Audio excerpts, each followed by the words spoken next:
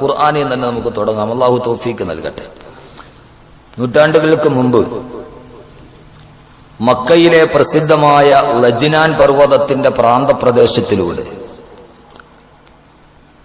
ഒരു കൈയിൽ ഒരു ചാട്ടവാറുമായി കീറിപ്പറിഞ്ഞ വസ്ത്രം ധരിച്ച് ഒട്ടിയ വയറുമായി കുറെ ഒട്ടകക്കൂട്ടങ്ങളെ തെളിച്ചുകൊണ്ട് ഒരു ഇടയ ബാലൻ നടന്നു നീങ്ങി.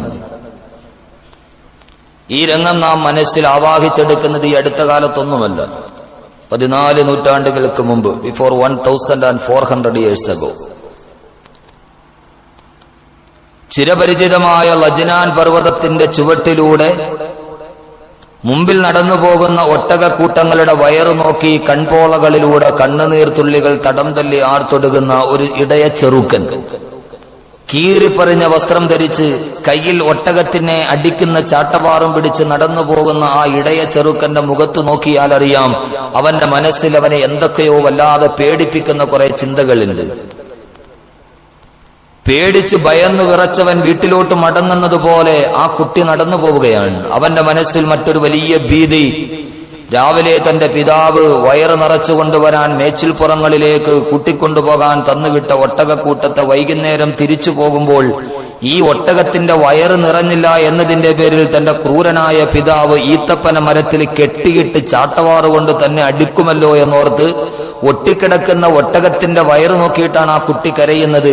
ഒട്ടകത്തിന്റെ വയറ് നിറഞ്ഞില്ല എന്നതിന്റെ പേരിൽ പിതാവ് ക്രൂരനാണ്, അതിക്രൂരനായ പിതാവ് തന്നെ അടിക്കുമല്ലോ എന്നോർത്ത് കൺപോളകളിലൂടെ കണ്ണുനീർത്തുള്ളികളും ആർത്തൊടുകി നടന്നു പോകുന്ന ആ ഇടയ ബാലനെ നമുക്ക് കാണാം. കുറെ നൂറ്റാണ്ടുകൾക്ക് മുമ്പ് മക്കയിലെ ലജ്നാൻ പർവ്വതത്തിന്റെ ചുട്ടിൽ.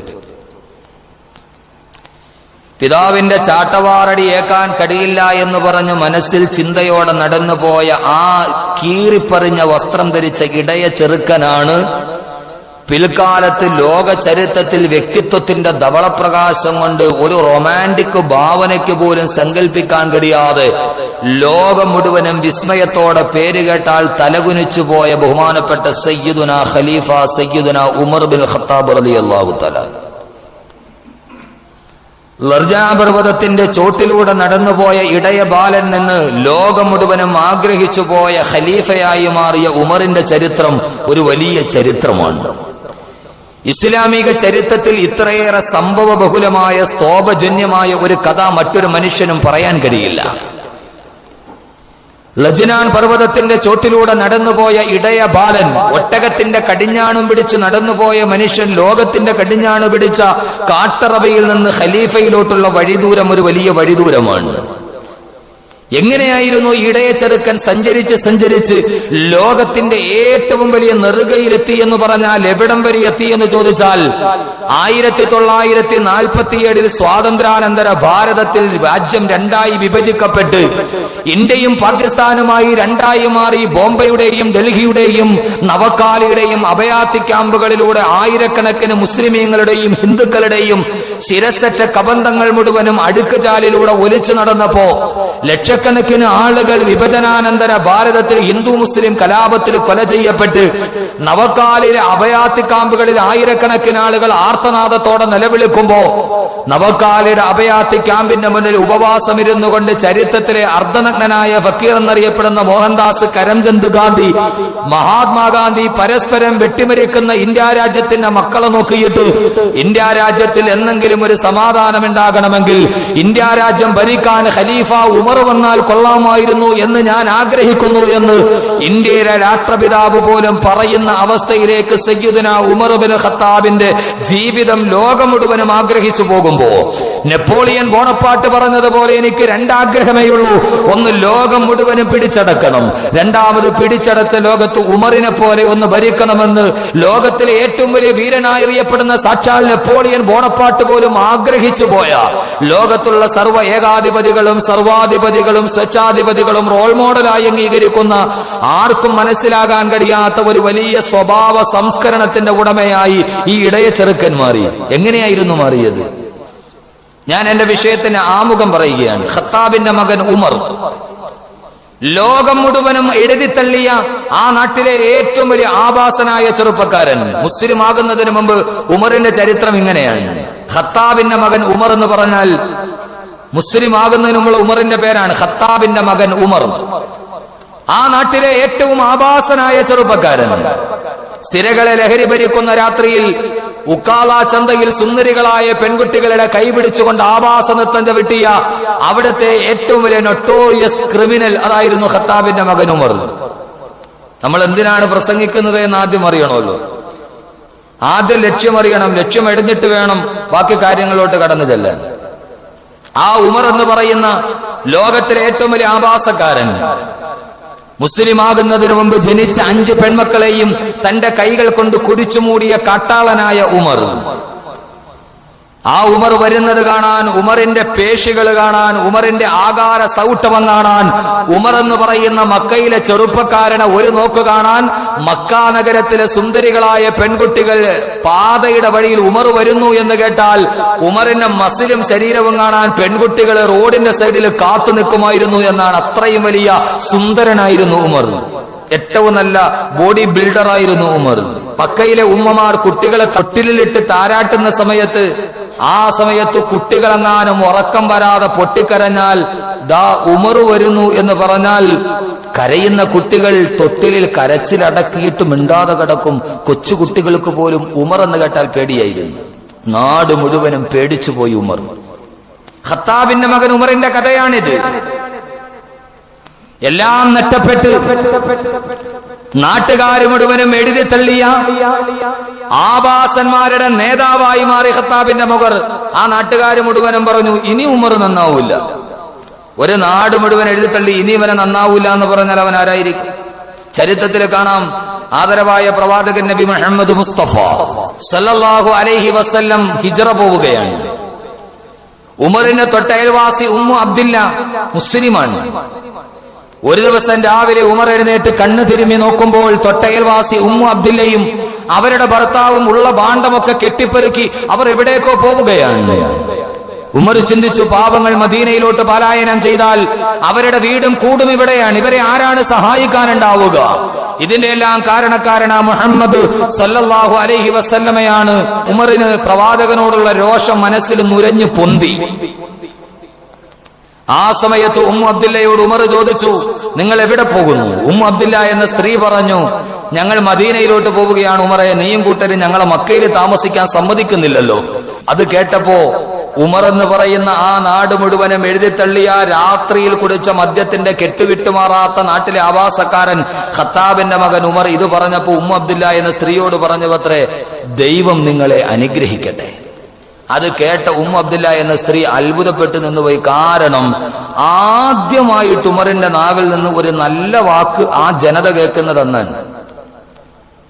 അവർ അത്ഭുതപ്പെട്ടു. ഉമർ എന്താ പറയുന്നത്? ഉമർ പറഞ്ഞു, ദൈവം നിങ്ങളെ അനുഗ്രഹിക്കട്ടെ. ഇത് കേട്ട ഉമ്മു അബ്ദില്ല നേരെ തന്റെ ഭർത്താവിന്റെ അടുക്കൽ ഓടിയിട്ട് പറഞ്ഞു, ഉമർ നല്ല വർത്തമാനം പറഞ്ഞതായി ഞാൻ കേട്ടു, എനിക്ക് തോന്നുന്നു ഉമർ മുസ്ലിമാകും. ആരാ പറയുന്നത്? തൊട്ടയൽവക്കക്കാരി. അവർക്കറിയാമല്ലോ തൊട്ടയൽവക്കക്കാരന്റെ സ്വഭാവം. ഉമർ മുസ്ലിമാകുമെന്ന് എനിക്ക് തോന്നുകയാണ്.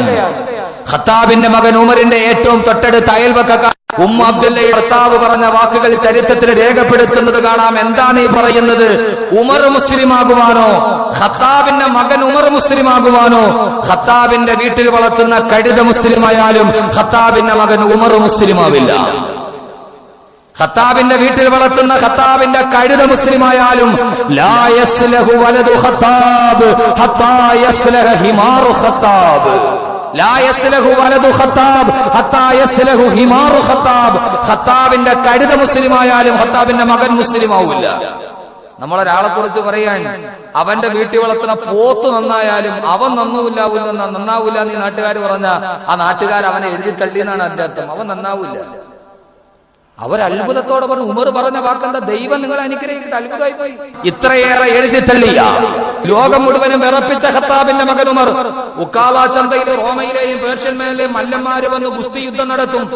റോമയിലെയും പേർഷ്യന്മാരും മല്ലന്മാര് വന്ന് മക്കയിലെ എല്ലാ മല്ലന്മാരെയും അടിച്ചമർത്തിയിട്ട് ഉക്കാല ചന്തയുടെ നടുക്ക് നിന്ന് നെഞ്ചത്തടിച്ച് വിലവിളിക്കും, ആരുണ്ടടാ ഞങ്ങളെ തോൽപ്പിക്കാൻ?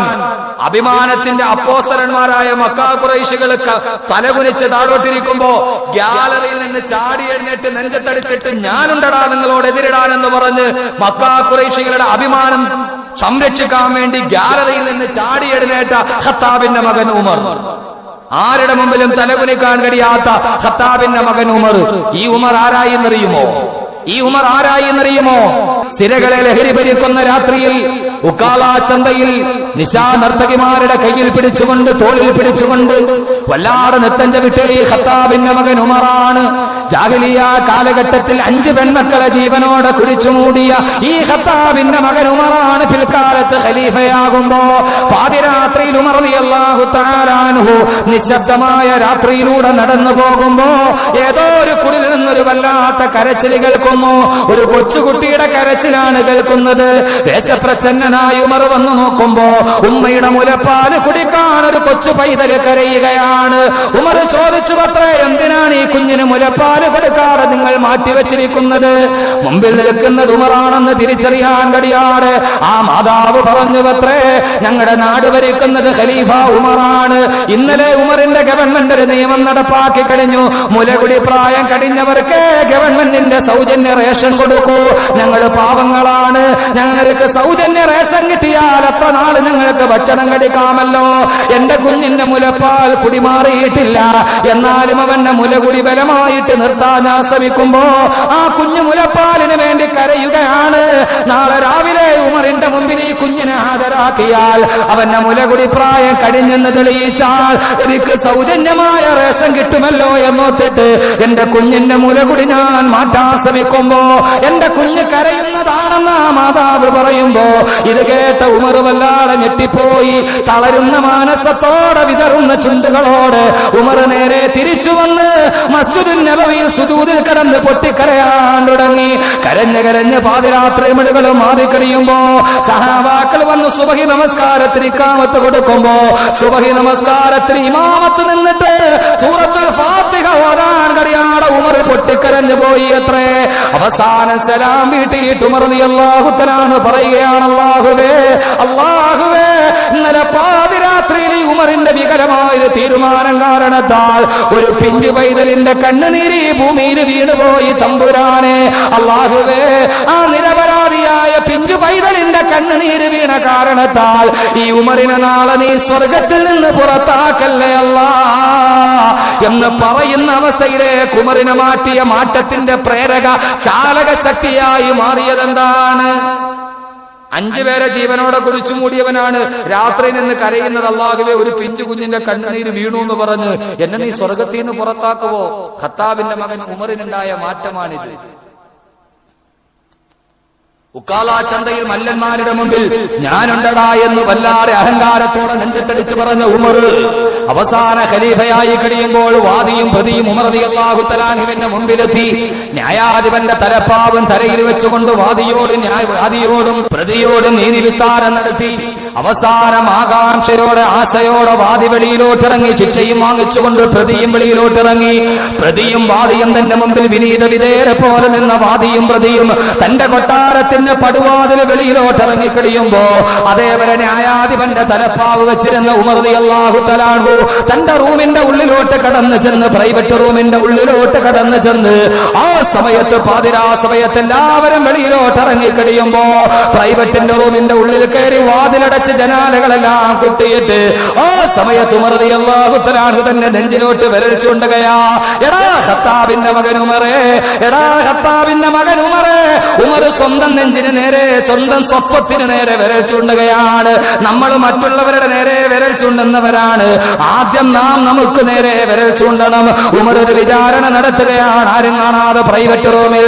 ഖത്താബിന്റെ മകൻ ഉമറേ, എടാ, ഒരു കാലഘട്ടത്തിൽ നിന്റെ പിതാവായ ഖത്താബ് ലജ്നാൻ പർവ്വതത്തിൽ ഒട്ടകത്തെ തീറ്റാൻ നിന്നെ വിടുമ്പോ വൈകുന്നേരം ഒട്ടകത്തിന്റെ വയറ് നിറഞ്ഞില്ല എന്നതിന്റെ പേരിൽ നിന്റെ പിതാവായ ഖത്താബ് ഈത്തപ്പന മരത്തിൽ കെട്ടിയിട്ട് നിന്നെ ചാട്ടവാറ് കൊണ്ട് അടിച്ചിട്ടുണ്ട്.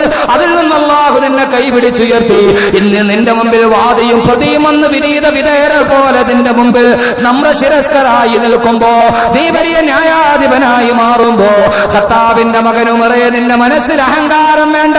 നീ വലിയവനായി പോയി എന്ന് നിനക്ക് തോന്നണ്ടെന്ന് പറഞ്ഞെന്ന് മാത്രമല്ല, ഭിത്തിയിൽ ചാരിയിട്ടിരിക്കുന്ന ചാട്ടവാറെടുത്ത് സ്വന്തം ശരീരത്തിലെ കാഞ്ഞാൻ അടിച്ചിട്ട്, എടാ ഉമറേ, നിന്റെ മനസ്സിൽ അഹങ്കാരം വേണ്ടെന്ന് ചാട്ടവാറ് കൊണ്ട് അടിച്ച് തന്റെ ശരീരം ശരീരത്തിന്റെ അഹങ്കാരം ഇല്ലാതാക്കുന്ന സയ്യിദുനാ ഉമർ ഇബ്നുൽ ഖത്താബ് റളിയല്ലാഹു തആല അൻഹു ആക്കി മാറ്റിയ മാറ്റത്തിന്റെ ചാലകമേതാണ്?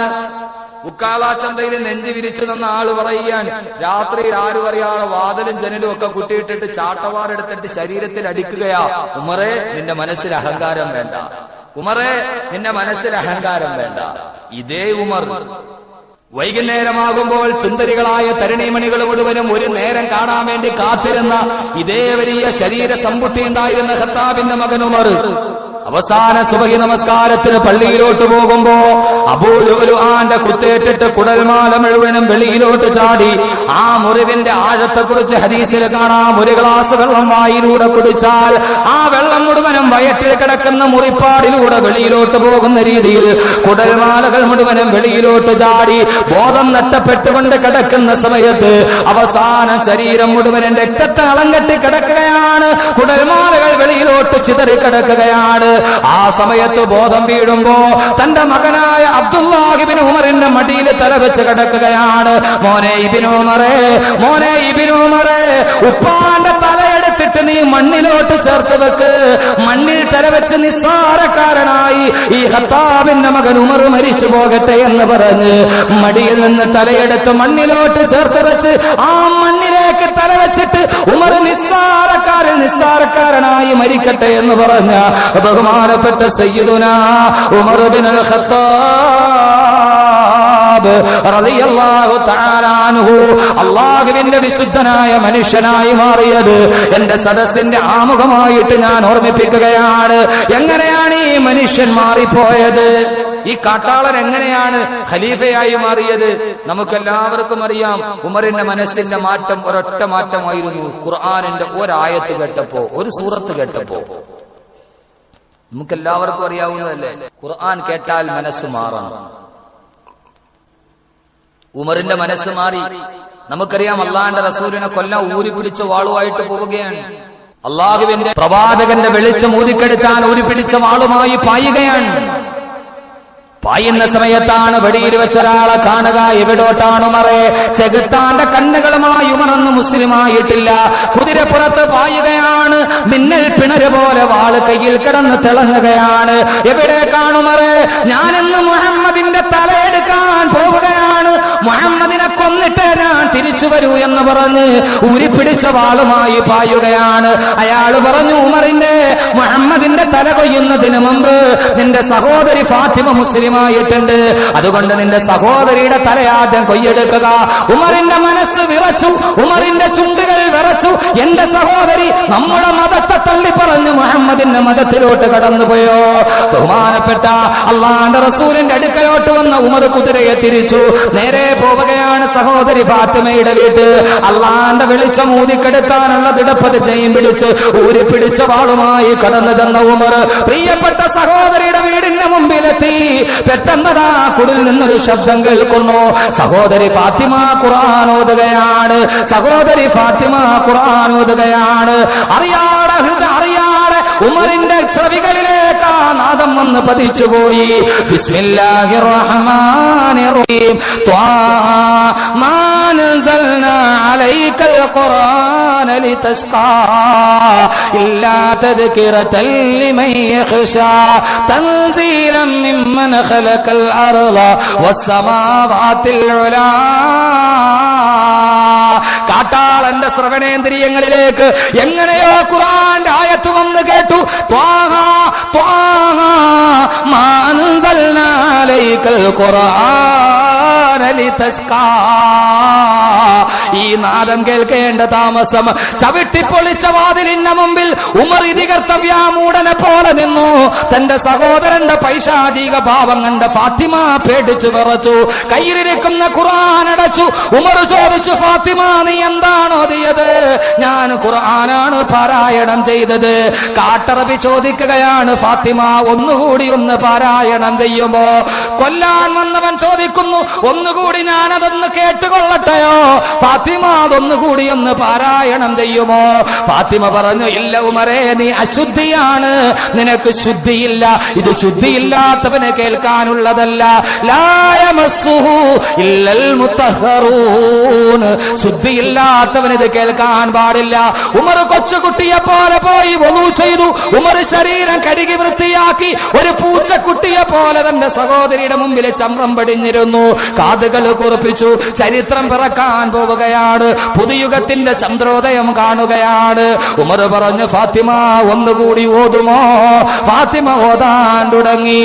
ഇന്നനി അനല്ലാഹു ലാ ഇലാഹ ഇല്ലാ അന ഫഅ്ബുദ്നി വഅഖിമിസ് സ്വലാത ലിദിക്രി. ഇന്നനി അനല്ലാഹ്, ഞാൻ അല്ലാഹുവാണ്, ഞാൻ അല്ലാഹുവാണ്. ലാ ഇലാഹ ഇല്ലാ അന, ഞാനല്ലാതെ മറ്റൊരു ഇലാഹില്ല. ഫഅ്ബുദ്നി, എന്നെ നീ ആരാധിക്കണേ, എന്നെ നീ ആരാധിക്കണേ. ഖുർആനിന്റെ മാസ്മരിക സൗന്ദര്യം, മാസ്മരിക വശ്യത പോലെ കാട്ടറവയുടെ കാട്ടാളന്റെ മനസ്സിലേക്ക് അത് പെയ്തിറങ്ങി. ഉമറിന്റെ ശരീരം വിയർക്കാൻ തുടങ്ങി. ആളുകൾ പേര് കേട്ടാൽ വിറക്കുന്ന മനുഷ്യന്റെ ശരീരം സ്വയം വിറക്കാൻ തുടങ്ങി. കണ്ണുകൾ മീടിയടയാൻ തുടങ്ങി. ഉമർ ചോദിച്ചു, ഫാത്തിമ, റസൂലുള്ള എവിടെയുണ്ട്? റസൂലുള്ള ദാറുൽ അർഖമിലുണ്ട്. ഊരിപ്പിടിച്ച വാളുമായി, കരഞ്ഞു കലങ്ങിയ കണ്ണുമായി ഉമർ കുതിരപ്പുറത്ത് കയറി നേരെ ദാറുൽ അർഖമിന്റെ വീട്ടിൽ പോയി വാതിലിൽ മുട്ടി. അല്ലാഹുവിന്റെ റസൂല് പറഞ്ഞു, ആരാണെന്ന് നോക്കുക. ബിലാൽ റളിയല്ലാഹു അൻഹു വന്ന് വാതിലിന്റെ ഇടയിലൂടെ നോക്കുമ്പോ ഈത്തപ്പന മരത്തിന്റെ ഓല കൊണ്ട് മെടഞ്ഞുണ്ടാക്കിയ ഓലക്കാതിലിന്റെ ഇടയിലൂടെ ബിലാൽ നോക്കി. ഞെട്ടിത്തരിച്ചുകൊണ്ട് പറഞ്ഞു, നബിയേ, ഉമറാണ് നബിയേ. കത്തിക്കാളുന്ന പിശാചിന്റെ കണ്ണുകൾ, കയ്യിൽ ഊരിപ്പിടിച്ച വാള്, ശരീരം വയർപ്പിൽ മുങ്ങിക്കുളിച്ച് വാതിലിന്റെ മുമ്പിൽ ഒരു അതികായനെ പോലെ ഉമർ നിൽക്കുകയാണ്. നബിയെ, ഉമറാണ് നബിയെ. പേടിച്ചുപോയി കൂടെ ഇരുന്നവർ. കാട്ടാളൻ ഉമർ വരുന്നുവോ? അള്ളാന്റെ റസൂലിന്റെ തലയെടുക്കുവാൻ ഹംസ റളിയല്ലാഹു അൻഹു ചാടി എഴുന്നേറ്റു. വാതിലിന്റെ മുമ്പിൽ വന്ന് മറഞ്ഞു നിന്നു. എന്നെ കൊന്നിട്ടല്ലാടെ ഉമർ അള്ളാന്റെ റസൂലിന്റെ ശരീരത്ത് തൊടില്ല. ഊരിപ്പിടിച്ച വാളുമായി ഹംസ നിന്നു. അള്ളാന്റെ റസൂല് പറഞ്ഞു, മാറ് ഹംസ, മാറ് ഹംസ, ഹംസ മാറ് ഹംസ. ഹംസ മാറിയില്ല. അള്ളാന്റെ റസൂല് വന്നിട്ട് വാതിൽ കൊളുത്തെടുക്കാൻ പോവുകയാണ്. ബിലാൽ റളിയല്ലാഹു അൻഹു പിൽക്കാലത്ത് ഈ സംഭവം പറയുകയാണ്. ഉമറിന്റെ വരവ് കണ്ടപ്പോഴേ ഞങ്ങൾ ഭയന്നു പോയി. ഉമർ റസൂലുള്ളാഹിനെ തൊട്ടാൽ പ്രതിരോധിക്കാൻ ആയുധമില്ല. ഞാൻ നോക്കിയെറിയാൻ ഒരു കല്ല് പോലും കയ്യിലില്ല. നോക്കിയപ്പോഴാണ് റൂമിന്റെ മൂലയിൽ റസൂലുള്ളാഹി കുടിക്കാനുള്ള വെള്ളം ചൂടാക്കുന്നത്. ബിലാൽ റളിയല്ലാഹു അൻഹു പറഞ്ഞു, തിളച്ച കലത്തിൽ തിളക്കുന്ന വെള്ളം എടുത്തിട്ട് ആ വാതിലിന്റെ പുറകിൽ തിളച്ച കലവുമായിട്ട് ഞാൻ കാത്തു നിന്നു.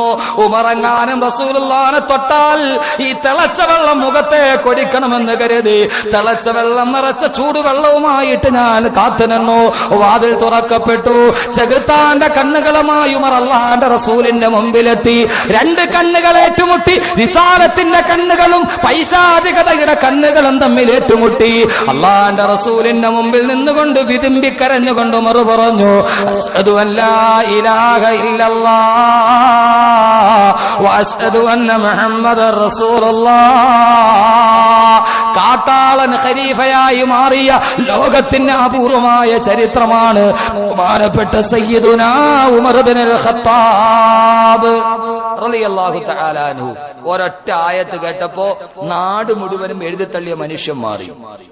ലോകത്തിലെ ഏറ്റവും വലിയ മൃഗങ്ങളെ പോലും ലജ്ജിപ്പിക്കുന്ന രീതിയിൽ എല്ലാം ചെയ്തു തീർത്തവൻ മനുഷ്യനാണ്. മനുഷ്യൻ മൃഗത്തെക്കാൾ അധിപതിച്ചു പോകുമ്പോ ഇവിടെയാണ് ലോകത്തിലെ ഏറ്റവും വലിയ അധപ്പതനത്തിന്റെ സമൂഹത്തിന് വഴികാട്ടിയായി മാറിയ 14 നൂറ്റാണ്ടുകൾക്ക് മുമ്പ് ലജ്നാൻ പർവ്വതത്തിന്റെ താഴ്ഭാഗത്തുകൂടെ ഒരു കൈയിൽ ഒട്ടകത്തിന്റെ കടിഞ്ഞാണും മറുകൈയിൽ ചാട്ടവാറും ചുണ്ടിൽ ചൂളം വിളിയുമായി നടന്നുപോയ 6-ാം നൂറ്റാണ്ടിലെ കാട്ടറബികളെ ലോകത്തിന്റെ ഏറ്റവും വലിയ മനുഷ്യരാക്കി മാറ്റിയ അല്ലാഹുവിന്റെ വിശുദ്ധ ഖുർആൻ. ഖുർആൻ മാമാ തേരി ബി യെ ലുബി ലുബി തേരാ നാം ബി യെ ആസ്മാൻ തുമാരാ സാമി യെ ലുബി ലുബി തേരാ നാം ബി യെ ഖുർആൻ തുമാരാ മാമാ. നിന്റെ നിന്റെ തലപ്പാവ് ഖുർആനായി മാറട്ടെ, നിന്റെ ഏറ്റവും വലിയ അലങ്കാരം ഖുർആനായി മാറട്ടെ. ഈ ഖുർആൻ നിന്റെ ജീവിതത്തിന്റെ ഏറ്റവും വലിയ അലങ്കാരമായി മാറുമ്പോഴാണ് മൃഗീയതയിൽ നിന്ന് മനുഷ്യനെ മനുഷ്യത്വത്തിന്റെ മഹിതമായ ഭാവനയിലോട്ട് നടത്താൻ കഴിയുന്ന ലോകത്തിന്റെ ഒരേ ഒരു ഗ്രന്ഥം അത് അല്ലാഹുവിന്റെ വിശുദ്ധ ഖുർആൻ. ഈ ഖുർആൻ കേട്ടപ്പോഴാണ് ലോകത്ത് നല്ല മനുഷ്യരുണ്ടായത്. എല്ലാവരെയും അത്ഭുതപ്പെടുത്തിയ മാസ്മരികമായ ലോകത്തേക്ക് കടത്തിക്കൊണ്ടുപോയ സ്വന്തം ബീജത്തിൽ പിറന്ന കുഞ്ഞിനെ കയ്യിലെടുത്തുകൊണ്ട് ഏറ്റവും വലിയ കെട്ടിടത്തിന്റെ മുകളിൽ വെച്ച് അമ്മാനമാടിയ മൈക്കിൾ ജാക്സനൊക്കെ എത്രയോ മുമ്പ് ലോകം മുഴുവനും അറിഞ്ഞൊരു വല്ലാതെ സംഗീത പ്രതിഭയുണ്ടായിരുന്നു. കെട്ടി സ്റ്റീവൻസ് എന്ന പേരിൽ അറിയപ്പെടുന്ന ഇന്നും ദാടിയും തലപ്പാവുമായി ജീവിച്ചിരിക്കുന്ന യൂസുഫുൽ ഇസ്ലാമിനെ നിങ്ങൾക്കറിയുമായിരിക്കും. യൂസുഫുൽ ഇസ്ലാം ഹൂ ഈസ് ദ റഹ്മാൻ എന്ന് പറയുന്ന ഇംഗ്ലീഷ് മ്യൂസിക് നിങ്ങളുടെ മൊബൈലുകളിൽ കണ്ടേക്കാമത് യൂസുഫുൽ ഇസ്ലാമിന്റേതാണ്. മുസ്ലിമാകുന്നതിന് മുമ്പ് കെട്ടി സ്റ്റീവൻസ് എന്ന് പറഞ്ഞ മൈക്കിൾ ജാക്സനെക്കാളേറെ ആയിരക്കണക്കിന് ലക്ഷക്കണക്കിന് ആളുകളെ സംഗീതത്തിന്റെ മാസ്മരിക ലോകത്തിലോട്ട് കൊണ്ടുപോയ കെട്ടി സ്റ്റീവൻസ് ക്യാൻസർ ബാധിച്ച് ലണ്ടൻ ഹോസ്പിറ്റലിൽ കിടക്കുകയാണ്. ക്യാൻസറിന്റെ വല്ലാത്ത വേദന സഹിക്കാൻ കഴിയാതെ കെട്ടി സ്റ്റീവൻസ് വല്ലാതെ കിടന്നു പൊളയുമ്പോ കുറെ ക്രൈസ്തവ മിഷണറിമാര് വന്ന് അദ്ദേഹത്തിന്റെ മുമ്പിലിരുന്ന് ബൈബിള് പാരായണം ചെയ്തു. അദ്ദേഹത്തിന്റെ എല്ലാ വേദനയും മാറാൻ വേദന മാറിയില്ല. ആരോ ഒരാൾ പറഞ്ഞു അത്രേ, ഇവിടെ അടുത്ത് ഒരു കൊച്ചു സുഡാനി ബാലനുണ്ട്, അവൻ നന്നായിട്ട് ഖുർആൻ പാരായണം ചെയ്യുന്നവനാണ്. കെട്ടി സ്റ്റീവൻസ് പറഞ്ഞു ഏതായാലും വേണ്ടില്ല, വിളിക്കുക. കറുകറുത്ത 13 വയസ്സുള്ള